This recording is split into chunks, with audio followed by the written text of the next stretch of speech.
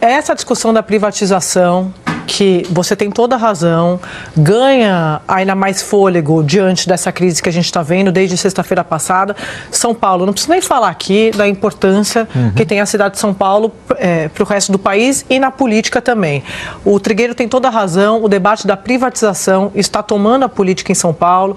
A Alesp tem várias audiências para discutir esse assunto e, de fato, é um programa prioritário do governo do governador Tarcísio de Freitas. Só que, com essas chuvas de sexta-feira e com a energia elétrica que foi interrompida, enfim, a gente está vendo esse caos todo aí, esse transtorno para o cidadão, para o paulistano, para o paulista, né? Porque são cerca de 500 mil imóveis em todo o estado, são 413 mil só na capital paulista. Eu fui recuperar aqui segundo o que disse o prefeito de São Paulo, Ricardo Nunes. Bom, o Fábio Weingarten, que é um dos principais assessores de Bolsonaro, se não o principal, foi ministro de Bolsonaro, é advogado de Bolsonaro, é assessor de Bolsonaro, é um expoente do bolsonarismo, portanto, da direita.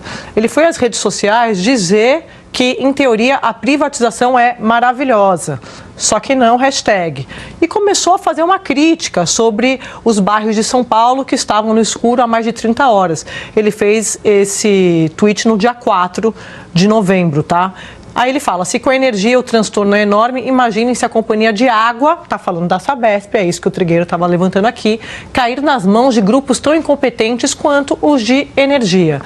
E aí ele está falando isso, que as coisas não podem se resumir a medidas de curto prazo e tal, e reclamando que a casta do país vai continuar com todas as suas regalias, mas que a gente precisa parar de olhar apenas para os umbigos de barriga cheia de lagosta e Blue Label, está falando de uísque, e começar a pensar num projeto de país grandioso. Eu brinquei isso aqui porque na hora que eu li, eu fui conversar com alguns parlamentares do PT, como o deputado Emílio de Souza, que é deputado estadual e é um dos principais expoentes do PT paulista, e eu já falei isso aqui, um dos principais aliados do presidente Lula, amicíssimo de Lula, e ele estava brincando comigo, ele falou, companheiro Weingarten. Então, virou, o tweet de Fábio Weingarten virou munição, Lins, para a turma do PT e também para a turma da direita. Eu fui procurar o Weingarten para entender se ele tinha ficado sem luz, eu queria entender o motivo. Isso. Ele falou, eu não fiquei sem luz, Sadi. Eu estou preocupado com os idosos, estou preocupado com as crianças que não têm luz. Fez um discurso político e disse, isso aqui é uma discussão de fato, ele está sendo alvo de críticas da extrema-direita. Mas o grande vilão desse episódio foi a questão arbórea. Foi a questão da quantidade de árvores que, por falta de manejo adequado, acabaram caindo sobre a rede. Então, a gente precisa de um plano conjunto de manuseio arbóreo. E muitas vezes, as prefeituras, quando querem fazer esse manuseio, enfrentam dificuldades, né? E aí a gente tem inadequação de árvore por porte, de acordo com a via, de acordo com a localização das redes alimentadoras.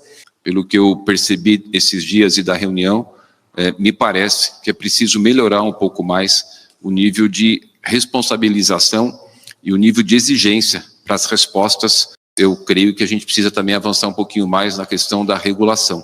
Boa tarde, gente. Nós estamos entrando no 5º dia desde que começou o apagão da Enel em São Paulo e até hoje tem milhares de pessoas sem luz.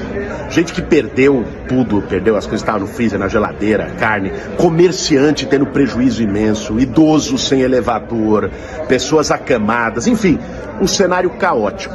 Em vez de pressionar a Enel pelas suas responsabilidades, de cobrar, o prefeito rei do camarote de São Paulo veio com a proposta de uma taxa. É inacreditável, ele quer penalizar a população duplamente. Ou seja, a população que já teve prejuízos enormes, inestimáveis, nesses 5 dias, ele ainda propõe que pague uma taxa para o aterramento dos fios. Que é responsabilidade em parte da concessionária e a própria prefeitura tinha um plano e não fez. Mas enfim, taxa, num momento como... É uma coisa inacreditável. Então, nosso mandato já tem atuado, né? Nós vamos amanhã fazer uma audiência pública convocando a Enel e a agência reguladora aqui em Brasília, aqui na Câmara dos Deputados. Quinta-feira, vamos fazer uma diligência em São Paulo nas instalações da Enel né, que inclusive reduziu o número de funcionários, mais de 1/3 de redução de número, que poderia estar atuando agora para fazer uma solução mais rápida dessa crise, né? Esse é o momento de se unir da população toda de São Paulo contra o descalabro, o descaso da Enel e contra a proposta absurda de taxa do prefeito da cidade. É isso aí, gente. Ninguém está respondendo à altura essa crise. O prefeito não está respondendo, o governador não está respondendo, a concessionária Enel não está respondendo, o senhor Max Xavier Lins, que esteve hoje no Estúdio I, foi lamentável o que ele disse, a entrevista dele. Uma empresa que ganha bilhões em contrato tem que atender a população. Telefona agora para a Enel. Não vai ser atendido, não vai ter esclarecimento. As pessoas estão à sua própria sorte, por conta própria. Mas vamos aqui para o jogo de empurra.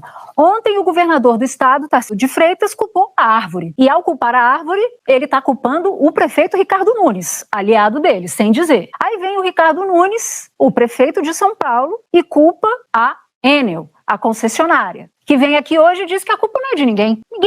Ninguém tem nada a ver com isso. A culpa é porque não foram enterrados os fios em São Paulo. A culpa é da ventania. E aí ainda culpa o vento. Culpa o vento. Um culpa a árvore, outro culpa o vento, só falta o prefeito culpar o poste. Ninguém tem culpa de nada. Ninguém tem culpa de nada.